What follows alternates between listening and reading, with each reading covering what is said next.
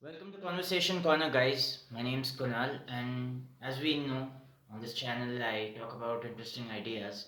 And the topic I thought I would like to discuss today with you guys is the concept of charity that exists across almost all religions in the world. And it's a concept that's really interesting to analyze. Nowadays, it's becoming very fashionable to, put down religion as basic superstition or fairy tales and mock it. And this is a trend that has been growing. And I wouldn't say that it's without its merits, because sometimes religious extremists actually hold a very literalistic viewpoint on their religious texts, right?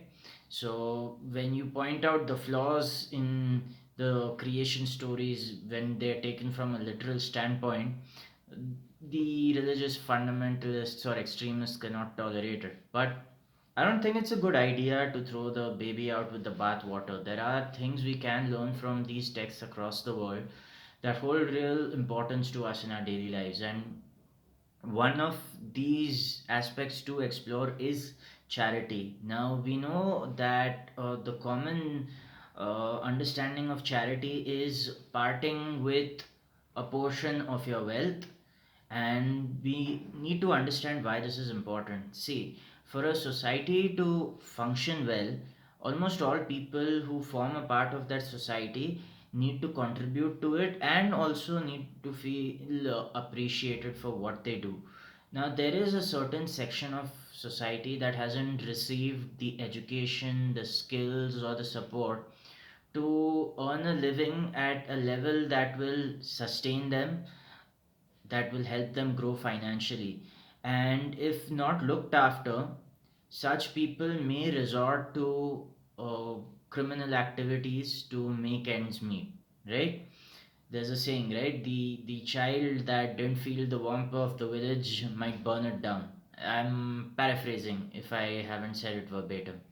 So, what I want to tell you is that for a society to thrive and do well, there mustn't be this conflict between the individual and the society at large. So, there has to be some system in place that takes care of everything to ensure that all members are doing fine, which is why the concept of charity was proposed. And this is a very excellent system in the sense that it's quite voluntary, right? We live in a society, in most democracies where there's a separation between church and state.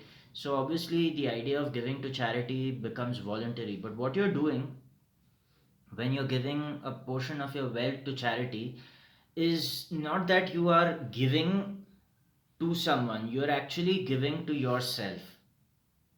Seems very counterintuitive, right? How can you give money and be receiving something on your own?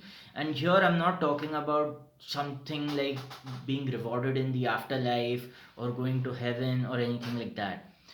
The basic concept of giving charity is understanding that it's not something that you give, it's something that you receive. Now, why is it that it's something you receive? Well, let's give the example of a family unit, right? In the family unit, we have the mother, we have the father, and we have the child, or we have the children. So when the parents are investing in their children, they are taking their resources and putting their resources into the betterment of the child or the betterment of the children. Now, why do parents not see that as a loss for them? Well, because in most cases, the child or the children is part of their own blood, and they feel that investing in their child is investing in themselves because they see the child as a part of themselves. Now, the concept of charity is to extend that definition from your personal family to society at large. So, you accept the fact that the society in which you're living in is a larger extension, is a family of some sort, and as a member you have a responsibility to contribute to people who are not in a position to help themselves. So that's why when you feed the poor, or when you pay money towards healing the sick and taking care of them, you are taking care of yourself, because you acknowledge that the people to whom you are providing this money are a part of you. What is happening in modern life is we are becoming more autonomous, and yes, the economy is growing, and yes, people are earning more. But as and when people become more autonomous, we find that they become more isolated. And though autonomy and freedom are driving values in this generation, we also need to acknowledge that on account of being human, a sense of connection is very essential to our well being. Which is why when the lockdown started, a lot of people felt the pain of not being able to go to office and meet people in person. And that comes from the sense of connection we have as humans in general. So, although it's great that we are living in times that allow us food security, we know that there is food in the fridge, so we're not at the risk of starving like three generations or four generations before us were.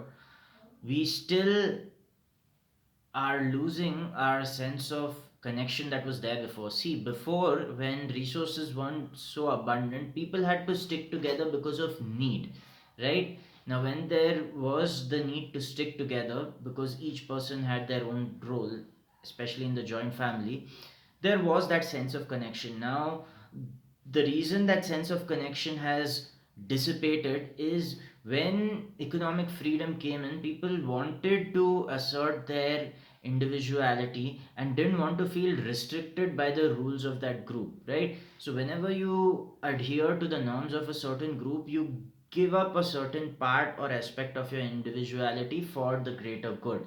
Now, as more and more economic prosperity came in, people found the need of self expression to be greater than submitting to the will of the group, which is why people started leaving their homes in search of better jobs or better opportunities and were willing to stay with roommates or by themselves in order to sustain themselves. So, this was good at the level of the individual where he or she got freedom to live life according to his or her terms. But what was lost in the process was this process of connection that used to be there when everyone had to stay together. So now the challenge has become how to re-establish that sense of connection without losing your autonomy. It's a delicate balance, I would agree. No one wants to lose autonomy, but at the same time, we feel a certain level of emptiness when there is no connection. So what the author Seth Godin says in his book to find your tribe is something very relevant. Right now, we have a golden opportunity to do that because we have the internet, and through the internet, we can express ourselves and reach people like we never could before. The challenge, of course, is that with the proliferation of YouTube across all mobile devices, everyone is competing for your attention. Even as you are watching my video, I am competing for your attention with many other people. Of all the videos you could have chosen to see, you're looking at this. So, of course, there is a land grab in that sense in the virtual world where people are vying for your attention. But I don't see this as something bad because sooner or later, the people who vibe with you, or the people who get what you're saying, or the people who feel that they can relate to what you're saying are sooner or later going to be part of your subscribers, or they're going to be part of your tribe. And this is how you can foster an online community. It's not easy to do so in the very beginning. I will definitely admit that because unless you advertise or unless your content is so great that a lot of people connect with it, the algorithm won't pick it up, and you're not going to have subscribers that soon. So if you're in YouTube, if you're in the game of YouTube for building a community in the long run and giving expression to your ideas, patience is absolutely necessary. So you can come to the YouTube game with the motivation of subscribers and with the intent of monetization. But if you don't see the results soon, it's quite easy to be discouraged, and it's quite easy to give up. So when you're recording these videos, trying to establish your channel and build your tribe, what is important is that you keep in mind that the results are not in your hand.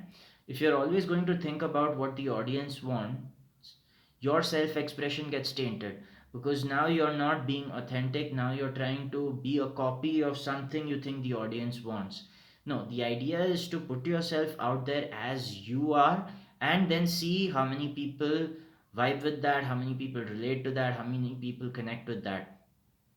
And as time passes, if you are consistent with the content you upload, there is a good chance that a small number of people are going to follow you. Now, how many people are going to follow you, whether it's one person, whether it's 10, 100, or 1,000, it's something that you don't control.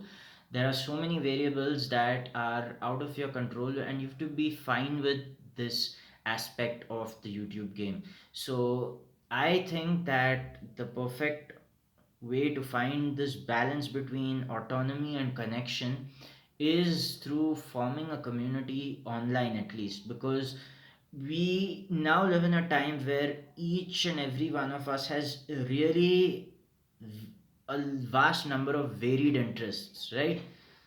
And these span across different fields. So, not everyone who we interact with will give us that deep a sense of connection. Now, even as I'm uploading videos to my YouTube channel, I cannot point my finger and articulate 100% what is it that I'm trying to do through these videos. Basically, I'm just trying to give ideas, expressions, and people who are willing to invest their time are doing so. So this is how I'm looking to grow my community. Would I like monetization in the future? I mean, I would definitely love that. If this could become a means to earn money, there's nothing like it. But if I make that the sole factor in uploading these videos, I'll be easily discouraged, which is why I don't want that to be a motive right now. Maybe in the future, when it becomes viable, I may think of it, but for now, I'm happy uploading these videos, getting one or two comments here and there from people who are curious to explore this. So I will keep uploading, and I will try and find my voice and my tribe through this method. And I hope what I'm doing here helps you think about this in a certain way, which may then inspire you to start your own vlog, your own podcast, your blog, or your YouTube channel. So, glad you spent some time watching this video. If you have any comments for me, please let me know in the comment section, and if I can, I will definitely reply to you.